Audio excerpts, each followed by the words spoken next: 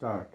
Sir, I would first like to make it clear that this amendment bill, which is there before the House today, actually seeks to correct an error that had taken place. Sir, due to some reason or the other, a particular community happens to be omitted in the list of scheduled tribes that was amended in the year 2002. So, actually, what they are seeking to do is to just amend this schedule order by correcting a mistake that had taken place about a decade ago. If you look at it that way, actually, this particular community has been victimized to some extent. They had to suffer for a decade because of this lapse. So there is only one community and not two, as some honorable members have stated. This is basically a correction that is being sought to be made.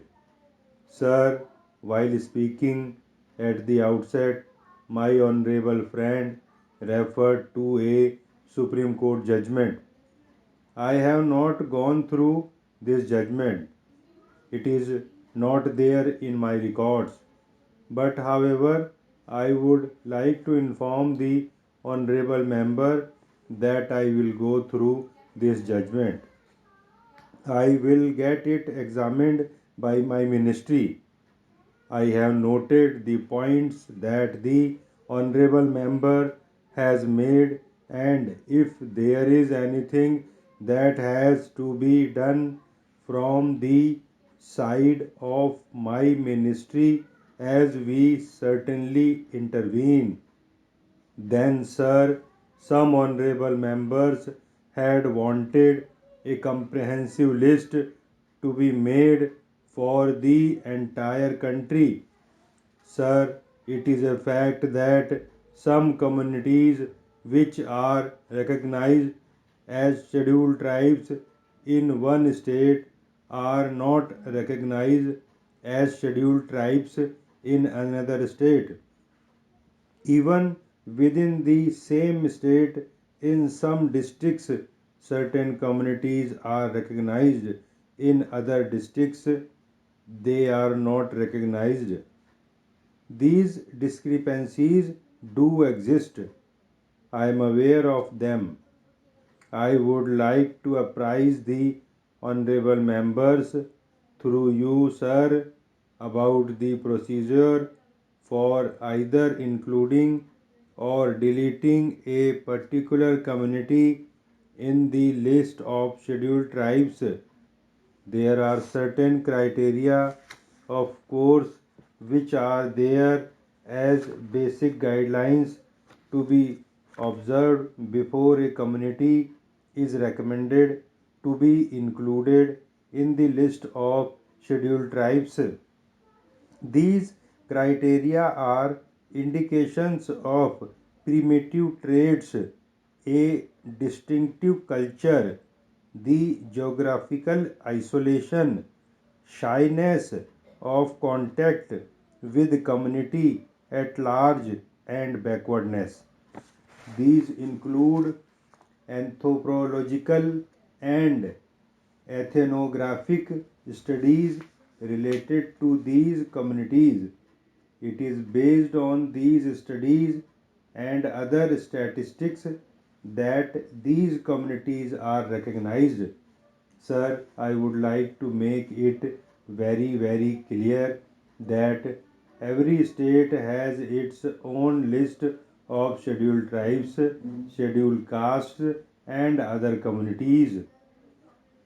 Mr. Vice Chairman, sir, basically this is a state subject, and in our federal scheme of things, it actually devolves upon the state to first recommend that a community be included or removed from a particular list. So, Without the recommendation of the state, there is nothing that I can do in this particular matter. You will appreciate this fact because I do not think it would be appreciate for proper government work to intervene in this sphere, which is the domain of a particular state or a union territory.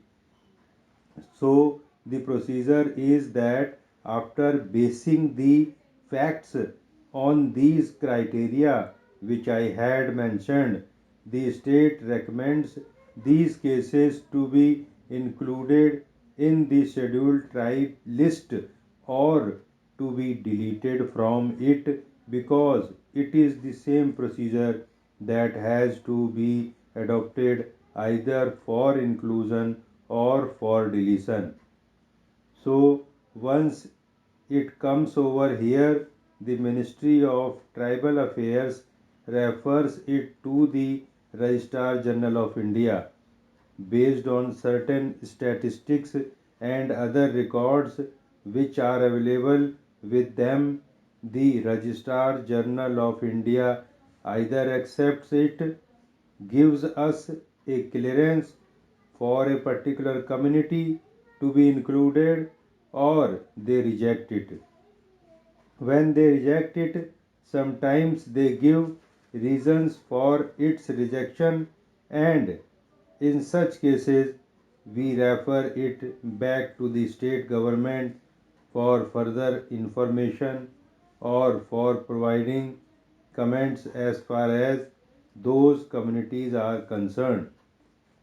So it is in the process successfully cleared, then it has to go to the National Commission for Scheduled Tribes, and only after the National Commission for Scheduled Tribes recommends it and sends it to me can I bring it before this house, and after the consent of both houses of parliament it be sent to the president for getting it notified.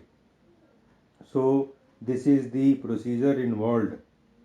So if we try to make a comprehensive list, that list will never come because I will have to wait for all the states, all the union territories. It is their exclusive preserve, it is their right.